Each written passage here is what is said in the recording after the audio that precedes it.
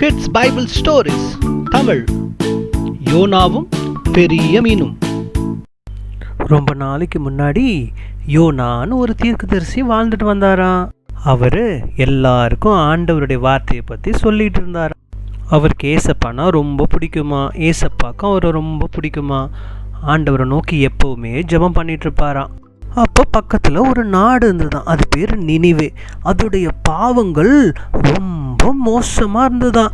ஆண்டவருடைய சந்நிதி வரைக்கும் போகிற அளவுக்கு அவங்களுடைய பாவங்கள் பெருகிட்டே இருந்துச்சா. எல்லாரையும் அடிக்கிறது, கொலை பண்ணுறது, இந்த மாதிரி நிறையா பாவங்களை அவங்க செஞ்சிட்டு இருந்தாங்களாம். அப்போ ஒரு நாள் ஏசப்பா யோனா கிட்ட பேசினாராம். யோனா, நீ எழுந்து மகா நகரமாகிய நினிவேக்கு போய் அதற்கு விரோதமாய் பிரசங்கி. அவர்களுடைய அக்கிரமம் என் சமூகத்தில் வந்து எட்டினது. இன்னும் 40 நாளில் அந்த நினிவேயை நான் அழிக்கப் போகிறேன். அவர்களுடைய பாவம் மிக கொடிய பாவமாயிருக்கிறது. அவை என் சமூகத்தில் வந்து எட்டுகிறது. நீ என்னுடைய அன்பை அவர்களுக்கு போதிக்க வேண்டும். அவர்களுடைய அக்கிரமத்தை அவர்களை விட்டு நீக்குவதற்கு நீ எடுத்து சொல்ல வேண்டும். யோனாவுக்கு என்ன செய்வதென்றே புரியவில்லை. ஆண்டவர் நினிவேக்கு போக சொல்லிவிட்டார். ஆனால் என்ன செய்வது? யோனா ஒரு முடிவுக்கு வந்தார். ஆண்டவருடைய சமூகத்தினின்று தப்பித்து விலகி ஓட அவர் முடிவுக்கு வந்தார். அவர் யோப்பாவிற்கு வந்து தர்ஷீஷுக்கு போகிற ஒரு கப்பலை பார்த்து அவர் அதில் ஏறினார். அந்த கப்பலில் இருந்த மக்கள் கல்லையும் மண்ணையும் சூரியனையும் சந்திரனையும் கும்பிடுகிற மக்களாயிருந்தார்கள். யோனா எதை குறித்தும் கவலைப்படாமல் நன்றாக உறங்கிக் கொண்டிருந்தார். கொஞ்ச நேரமான பிறகு பெரும் காற்று அந்த கப்பலை நோக்கி அடிக்க ஆரம்பித்தது. காற்றும் கடல் கொந்தளிப்பும் அந்த நேரத்தில் ஏற்பட்டது. கப்பல் உடையும் அளவிற்கு அங்கே காற்று அடித்தது. ஆனால் நம் யோனாவோ நன்றாய் குரட்டை விட்டு தூங்கி கொண்டிருந்தார். எல்லாரும் ஒரே ஆச்சரியமாக பார்த்தார்கள். யார் இவர் இப்படி தூங்கி கொண்டிருக்கிறார்? ஏய் யோனா, எழுந்திரு. நீ மட்டும் எங்கே உறங்கி கொண்டிருக்கிறது என்ன? அங்கே பார், வெளியே பார். கடல் கொந்தளிக்கிறது. நாம் இன்னும் கொஞ்ச நேரத்தில் சாகப் போகிறோம். உன் தேவனை நோக்கி நீ வேண்டிக்கொள், அப்பொழுதுதான் நாம் பிழைப்போம். யோனாவுக்கு நன்றாய் தெரியும் நம்முடைய தேவன் தான் இந்த காரியத்தை செய்தார் என்று.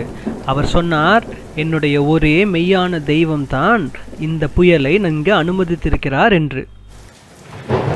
நான் தேவனாகிய கர்த்தருக்கு பயந்து விலகி ஓடிக்கொண்டிருக்கிறேன். அதனால் தான் இந்த புயலையும் மழையையும் ஆண்டவர் அனுமதித்திருக்கிறார். இப்பொழுது நாங்கள் அதற்கு என்ன செய்ய வேண்டும்? நீங்கள் எதுவும் செய்ய வேண்டாம். என்னை தூக்கி கடலிலே போடுங்கள். இந்த புயல் சரியாகிவிடும். இல்லை, நாங்கள் உன்னை தூக்கி கடலிலே போட மாட்டோம். நாங்கள் ஒன்று செய்கிறோம். இங்கு இருக்கும் அதிகப்படியான மூட்டைகளை தூக்கி கடலிலே போடுகிறோம். அதற்கு பிறகு கப்பலிலே சுமை குறைந்து ஒருவேளை நமக்கு நல்லது நடக்கலாம்.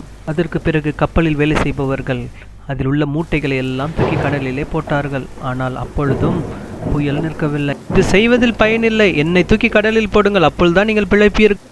உன்னுடைய தேவனே உன்னை காப்பாற்றட்டும். நாங்கள் உன்னை கடலில் தூக்கி போடுகிறோம் என்று சொல்லி அவர்கள் யோனாவை தூக்கி கடலிலே போட்டார்கள்.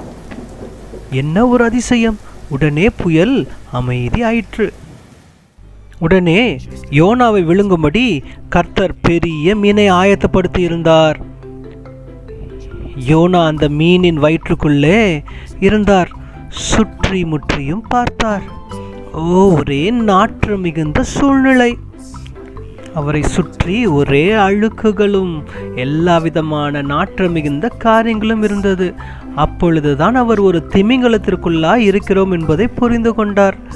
ஆனால் ஆண்டவர் சொன்ன வார்த்தையை அவர் அங்கு நினைவு கூர்ந்தார். யோனா 3 நாள் இரவும் பகலும் திமிங்கலத்தின் வயிற்றிலே இருந்தார். அங்கு இருந்து கொண்டு ஆண்டவரை நோக்கி ஜெபம் பண்ணினார். ஆண்டவரை நோக்கி, ஆண்டவரே என்னை மன்னிங்கப்பா, என்னை ஆண்டவரே நீங்கள் அனுப்புங்க, நான் உங்களுடைய வார்த்தையை நான் நினிவேல பேசுகிறேன் என்று அங்கு கூறினார். தன்னந்தனியாக அந்த மீனின் வயிற்றிலே இருந்து கொண்டு ஆண்டவரை நோக்கி ஜெபித்தார். 4ஆம் நாளிலே அந்த மீன் யோனாவை கரையிலே கக்கினது. யோனா ஆண்டவருக்கு நன்றி செலுத்தினான். யோனா, நீ என்னிடமிருந்து எதையும் மறைக்க முடியாது.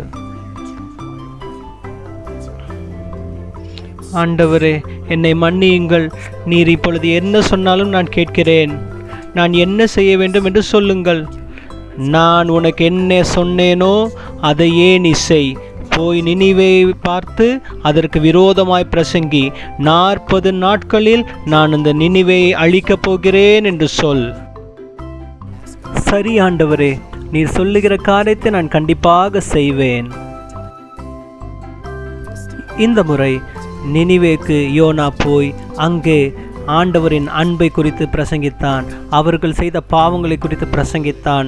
40 நாட்களில் இந்த நினிவே அழிய போகிறது என்று பிரசங்கித்தான். ஆச்சரிய விதமாக இந்த நினிவே மக்கள் யோனாவின் பிரசங்கத்தை கேட்டார்கள்.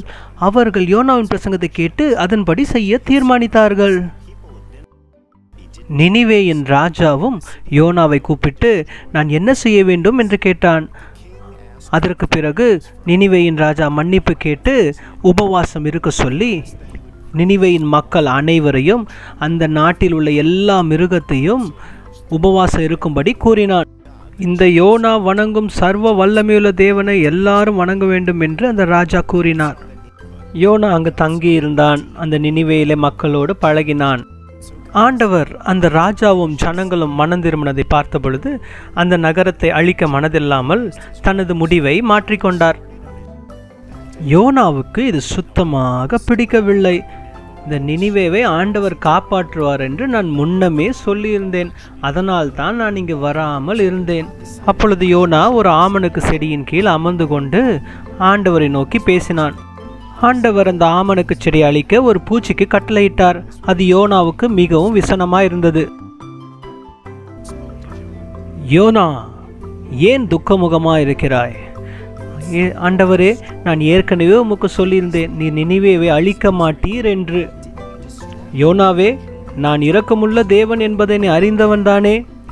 நீ நேற்று முளைத்து இன்று அழிந்து போகிற இந்த ஆமணக்கு செடிக்காக பரிதபிக்கிறாயே. நான் இந்த வலது கைக்கும் இடது கைக்கும் வித்தியாசம் தெரியாத இந்த ஜனங்களுக்காக பரிதபியாமல் இருப்பேனோ? அதற்கு பிறகு யோனா ஆண்டவருடைய அன்பை புரிந்து கொண்டு மறுபடியும் இஸ்ரவேலுக்கு போய் அவன் அங்கு நடந்த எல்லா காரியங்களையும் இஸ்ரவேல் ஜனங்களிடம் கூறினான். அவர்கள் ஆச்சரியமாய் அதை கேட்டார்கள். அதற்கு பிறகு யோனா அங்கு சந்தோஷமாக வாழ்ந்து ஆண்டவருடைய காரியத்தை செய்தார்.